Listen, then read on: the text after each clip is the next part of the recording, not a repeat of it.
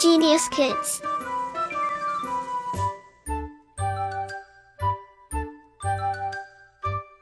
Cultivating love for learning. अध्याय 2 वर्ण विचार फोनोलॉजी। वर्ण लेटर। वर्ण वह छोटी से छोटी ध्वनि है जिसके और टुकड़े नहीं हो सकते। शब्द ध्वनियों के मेल से बनते हैं। हर शब्द में कई छोटी छोटी ध्वनियां होती हैं, जैसे लड़का पढ़ रहा है। इस वाक्य में कुल 4 शब्द हैं। लड़का पढ़ रहा है। इन चारों शब्दों में कई छोटी छोटी ध्वनियां हैं। लिखित भाषा में हर शब्द वर्णों के मेल से बनता है, जैसे शब्द वर्ण लड़का ल जमा आ जमा ल जमा आ जमा कर जमा आ पढ़ प जमा आ जमा ध जमा आ रहा र जमा आ जमा हा जमा आ है हा जमा ए। इस प्रकार वर्ण वह छोटी से छोटी ध्वनियां है जिसके और छोटे टुकड़े नहीं किए जा सकते। वर्णमाला अल्फाबेट किसी भाषा के समस्त वर्णों का क्रमबद्ध समूह उस भाषा की वर्णमाला कहलाती है। हिंदी की वर्णमाला में निम्नलिखित 3 प्रकार के वर्ण हैं। स्वर आ इ उ रि ए ओ औ। व्यंजन क ख ग घ अंगा च छ ज झ न ट ठ द ध न त थ द ध न प फ ब भ म य र ल व श श स ह अयोगवाह अन अ।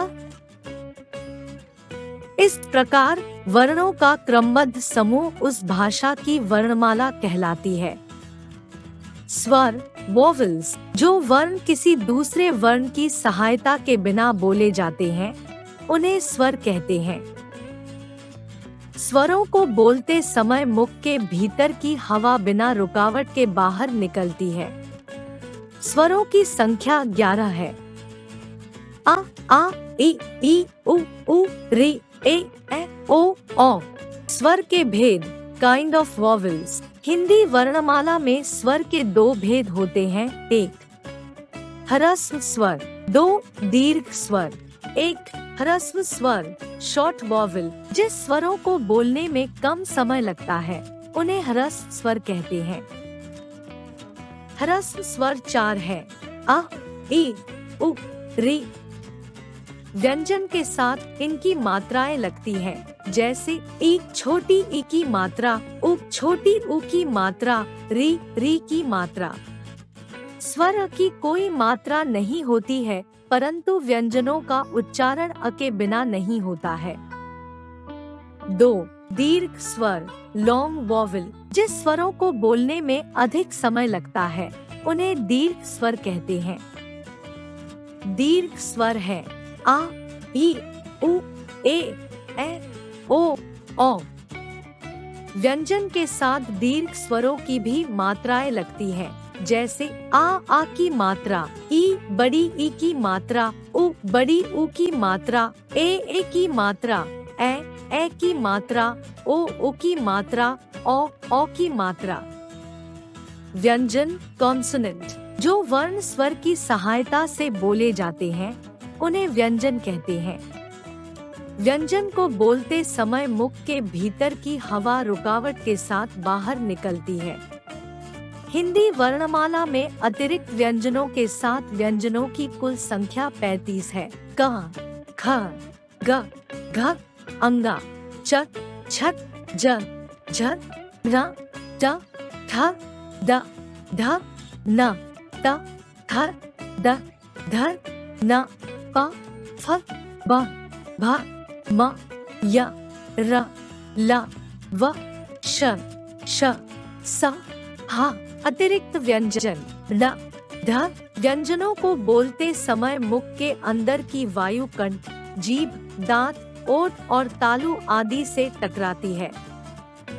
अन्य व्यंजन वर्ण हिंदी वर्णमाला में ड तथा ढ दो और व्यंजन होते हैं, जिन्हें अतिरिक्त या अन्य व्यंजन कहते हैं।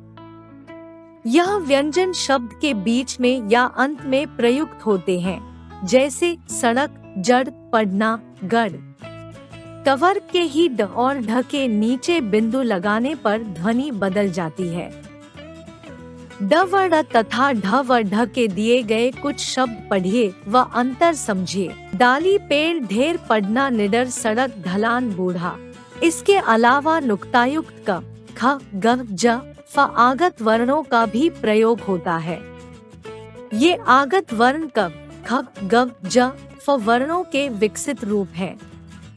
इन वर्णों को हिंदी भाषा में प्रयोग होने वाले उर्दू व फारसी शब्दों के लिए प्रयोग किया जाता है, जैसे कबूल, कयामत, खबर, खराश, गदर, गम, जबान, जर्रा, फरमान, फरेब। आजकल अंग्रेजी भाषा के प्रभाव से हिंदी में ओ आगत ध्वनि का भी प्रयोग होने लगा है, जो अ और ओ के बीच की ध्वनि है, जैसे बॉल, हॉल, डॉक्टर आदि।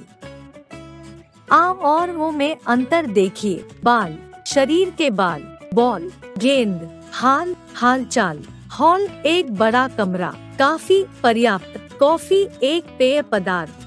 अयोगवाह, आफ्टर साउंड, जो वर्ण न तो स्वर होते हैं और न ही व्यंजन, उन्हें अयोगवाह कहते हैं। अयोगवाह है अ और आ। अं को अनुस्वार, नेजल कहते हैं। अं का उच्चारण नाक से होता है। अ को अनुनासिक, सेमीनेजल कहते हैं। अ का उच्चारण नाक और मुंह से होता है। अनुस्वार और अनुनासिक में अंतर देखिए। अनुस्वार, अनुनासिक, दंत, दांत, पंच, पांच, हंस, हस। आ को विसर्ग, कोलन कहते हैं। आ का उच्चारण वर्ण के समान होता है। हलचिन्ह या हलन, प्रत्येक व्यंजन में स्वर अ की ध्वनि होती है। जब स्वर रहित बिना पाई वाला व्यंजन लिखते हैं, तो उस व्यंजन के नीचे एक छोटा सा चिन्ह लगा देते हैं।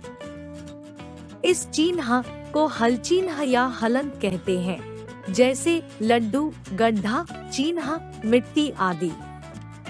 संयुक्त व्यंजन, कंपाउंड कॉन्सोनेंट्स, जब दो व्यंजनों के बीच कोई स्वर नहीं होता तो उन दोनों व्यंजनों को मिलाकर लिखते हैं।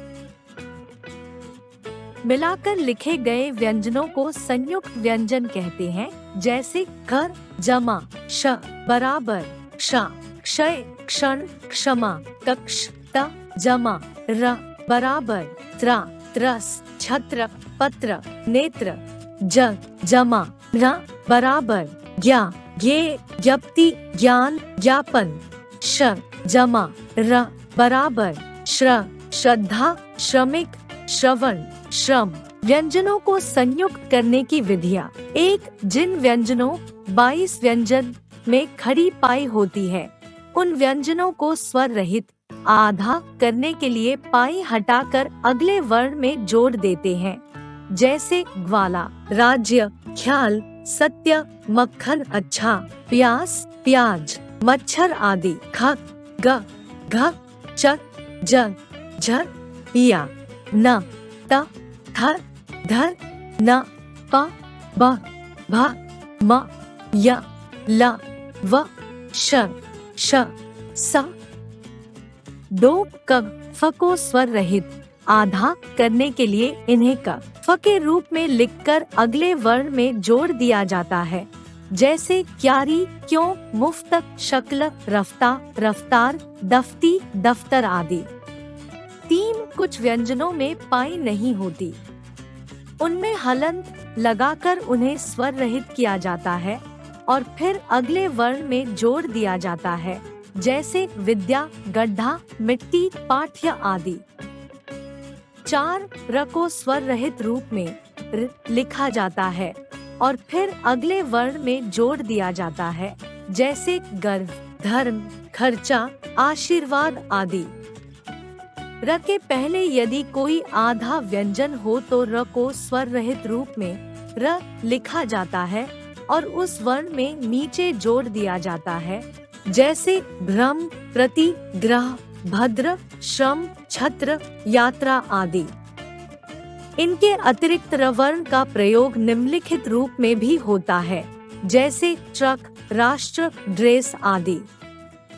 द्वित्व व्यंजन एक जैसे दो व्यंजन जब परस्पर संयुक्त होते हैं तो वे द्वित्व व्यंजन कहलाते हैं, जैसे कह, जमा, कह, बराबर, कर, मक्का, पक्का, शक्कर आदि। चक, जमा, चक, बराबर, च, बच्चा, कच्चा, सच्चा आदि। जग, जमा, जग, बराबर, ज, छज्जा, लज्जा, सज्जन आदि। द, जमा, द, बराबर, द, गद्दा, भद्दा, रद्दी आदि। ट, जमा, ट, बराबर, ट, पट्टी, मिट्टी, लट्टू आदि। ला, जमा, ला, बराबर, लल, बल्ला, मल्ला, उल्लास आदि। स, जमा, स, बराबर, स, रस्सी, लस्सी, हिस्सा आदि। Like, share and subscribe.